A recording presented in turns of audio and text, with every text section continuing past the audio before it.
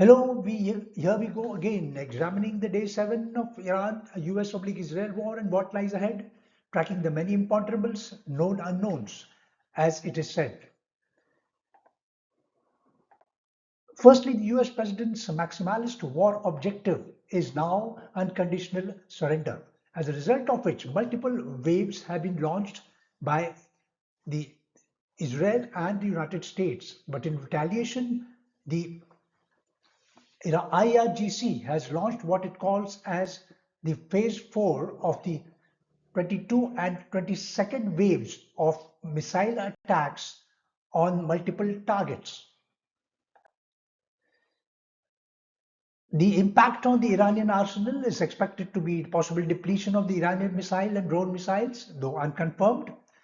US claims ballistic missile attacks have dropped by 90% and drone attacks by 83% since the conflict began. Gulf states were left vulnerable as their interceptor supplies are also quite low. On the regional front, the Kurdish front is not active. Iran warns that Kurdistan region against supporting US/Israel. Similarly, Iranian proxy fighters in Iraq have not responded. Their morale is possibly affected by the reported death of Ayatollah Khamenei. Houthis have not opened a new front in the Red Sea, so it happens that for both sides, US/Israel and Iran, the regional fronts and proxy forces have not reacted to the ongoing developments.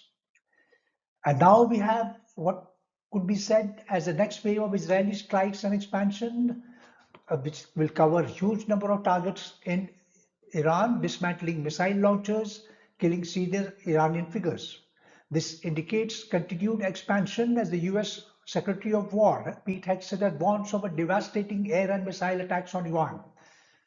This time, US and Israel have achieved air supremacy. Thus, they can employ a wider range of fighters and bombers, including the F-35 and F-22, supplemented by the non-stealth aircraft such as F-16 and F-15, thus considerably enhancing their lethality potential using dumb bombs as well.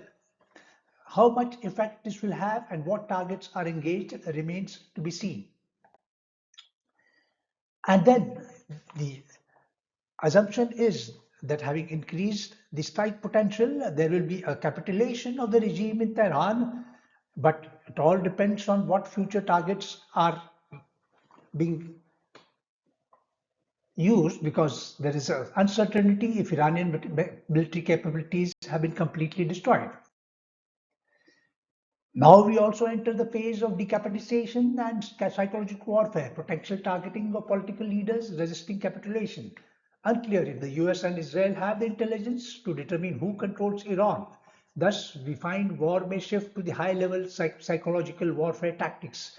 It is no doubt the reason why US President Donald Trump has said unconditional surrender is what he demands.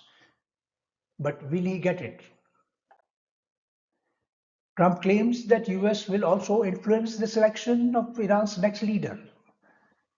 What leverages this US or Israel have in the succession plan? As Iran's regime remains under control of multiple power centers. We are not clear whether the assembly of experts, the 88-member clerical body traditionally selecting the supreme leader, is effective or not. Moreover, the IRGC continues to hold significant power in security and economy.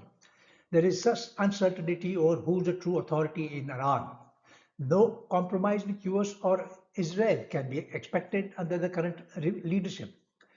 Thus, victory required by the United States unconditional surrender is likely or unlikely remains uncertain. And then we have an air campaign. No air campaign has actually succeeded in any operation. Thus, ground operations could be inevitable if this regime change is to be brought about. And the ground operations have their own concerns, as is well known by the United States operations in Iraq in 2003. Thus, we have many known unknowns in this entire spectrum. Multiple imponderables. The known unknowns was what term which was used by Donald Rumsfeld, a former United States Defense Secretary at the time of the Iraq War. We don't know who is controlling the IRGC and coordinating the operations. What is the residual missile capability and what are the possible replenishments which are available to Iran? What is the residual drone capability? And importantly, Iran's fast attack aircraft at the sea have not yet seen action. Are they being destroyed or are they waiting for a chance? So is the Iranian midget submarines used for suicide missions? I think there is multiple issues which remain, including the Iranian naval mining of the Persian Gulf.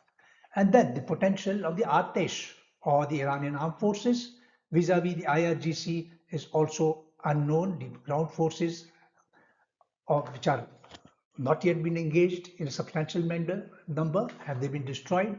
And then we have the Basij militia, the deadly Iranian internal policing mechanism, which is under the IRGC, which has led the crackdown in the recent protests which were seen in the country in January this year. There is a degree of diplomatic ambiguity, but at the same time, we know who's the front face of the Iranian foreign policy, the current foreign minister, who's engaging his counterparts. But under whose orders is he undertaking this?